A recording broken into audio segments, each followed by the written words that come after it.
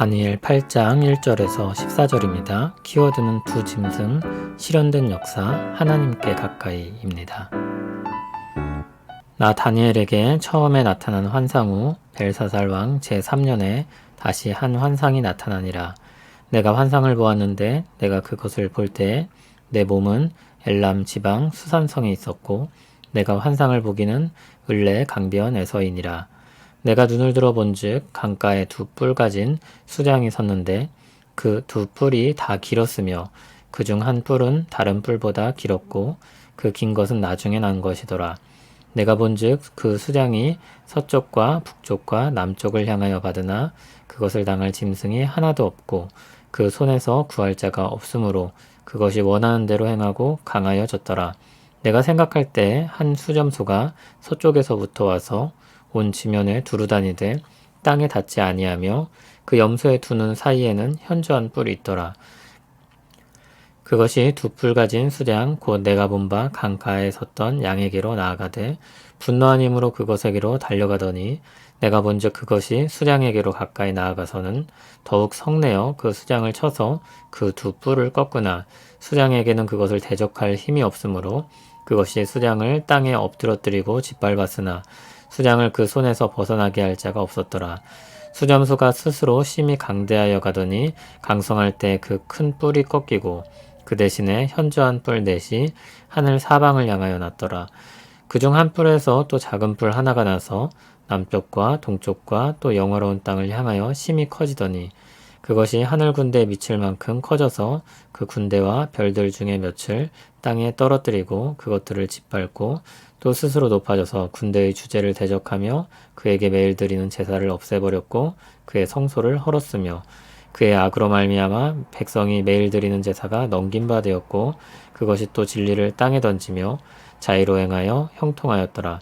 내가 들은즉 한 거룩한 이가 말하더니 다른 거룩한 이가 그 말하는 이에게 묻되 환상에 나타난 바 매일 드리는 제사와 망하게 하는 죄악에 대한 일과 성소와 백성이 내준 바 되며 짓밟힐 일이 어느 때까지 이를꼬 하매 그가 내게 이르되 2300 주야까지니 그때에 성소가 정결하게 되리라 하였느니라. 아멘. 다니엘은 벨사살 왕 제3년에 다시 환상을 받게 됩니다. 그의 몸은 수산성에 있었지만 환상은 을레 강변에서 보게 됩니다. 거기서 두 짐승을 봅니다. 첫째 짐승은 강가에 두 뿔을 가진 수장입니다. 두 뿔이 다 길었는데 그중 한 뿔이 더 길었습니다. 다음 단락을 보면 이 수장은 메대 바사를 가리킵니다. 어느 하나가 더 강한 힘을 가진 동맹국이었습니다. 둘째 짐승은 현저한 뿔을 가진 수점소였습니다.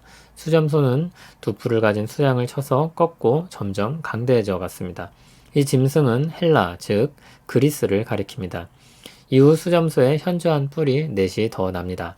그중 한 뿔에서 또 작은 뿔 하나가 나서 여러 땅을 삼키고 더욱 커지게 됩니다. 스스로 높아져서 군대의 주제를 대적합니다.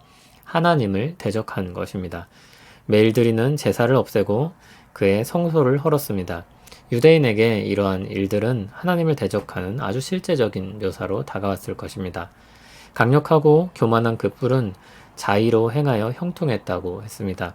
한동안 자기가 원하는 대로 살았던 것이며 풍족하고 즐겁고 평안하게 지낸 것입니다. 그러나 그 기간이 영원하진 않습니다. 13절, 14절 마지막 부분에는 기간에 대한 내용이 나옵니다. 악행이 일어나는 때가 2300주야라고 했는데 주야이기 때문에 반으로 나눠서 1150일로 계산하거나 그대로 2300일로 보기도 합니다.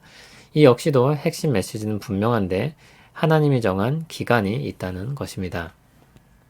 실제 역사에서 이 내용들은 다 실현됩니다. 알렉산더는 엄청난 기세를 몰아 세상을 정복합니다. 그러나 그는 33살에 죽고 맙니다. 그가 죽고 난 후 그리스는 4조각으로 나뉩니다.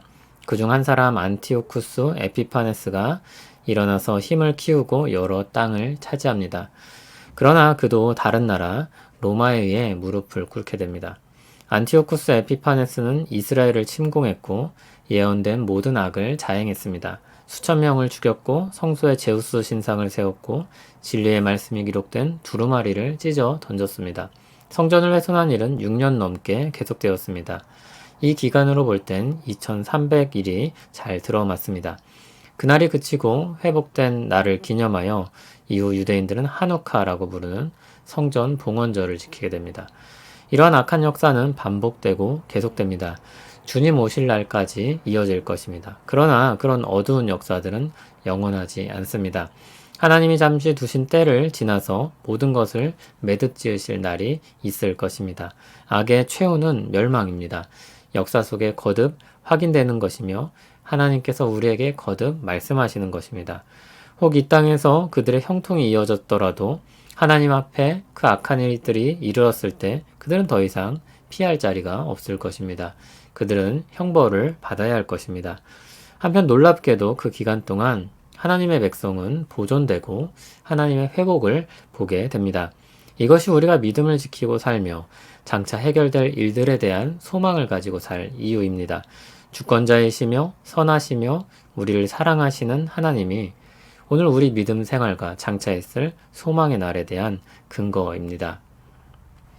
어떤 사람은 이렇게 말했습니다. 공경에 처할수록 하나님을 더 붙들고 사랑하는 이들을 더 애틋하게 생각하며 정말 중요한 문제들을 생각하게 된다. 우리의 일상생활을 독차지하던 사소한 염려와 근심들이 하찮게 생각된다. 하나님께서 자기 백성들의 마음과 생각을 지키고 이끄실 것입니다. 고난이 닥쳐올 때도 또는 고난이 우리에게 허락된 때에도 우리와 함께 하시며 선한 길로 이끄실 것입니다. 그로 말미암아 우리는 악한 길로 가지 않을 것이고 인내하고 선한 길을 택하게 될 것입니다. 하나님의 통치를 생각할 때 악인의 형통을 보고 부러워하며 따르고 싶은 욕심을 버리게 됩니다. 참 지혜를 얻는 것입니다. 허망한 것들에 인생을 걸지 않는 것입니다. 신자들에게 시련과 고난은 하나님을 떠나게 하지 않습니다. 도리어 더 하나님 가까이 나아가게 합니다. 하나님을 가까이 하게 함이 우리에게 복이라는 것을 깨닫고 그 안에서 평안과 기쁨을 경험하게 됩니다. 고난은 우리를 하나님으로부터 떨어뜨려 놓을 것만 같습니다. 그런데 오히려 그것이 더 하나님을 붙잡게 합니다. 하나님이 우리를 그리로 이끄실 것입니다. 우리를 이끄시는 주님, 우리 인생이 주 안에서 만족하게 하옵소서. 고난의 기간을 지날 때면 주를 더욱 붙잡고 우리 곁에 있는 사람들을 더욱 사랑하고 정말 중요한 것들을 잘 감당하며 살게 하옵소서. 우리 인생이 주 안에서 빛나게 하옵소서. 예수님 이름으로 기도합니다. 아멘.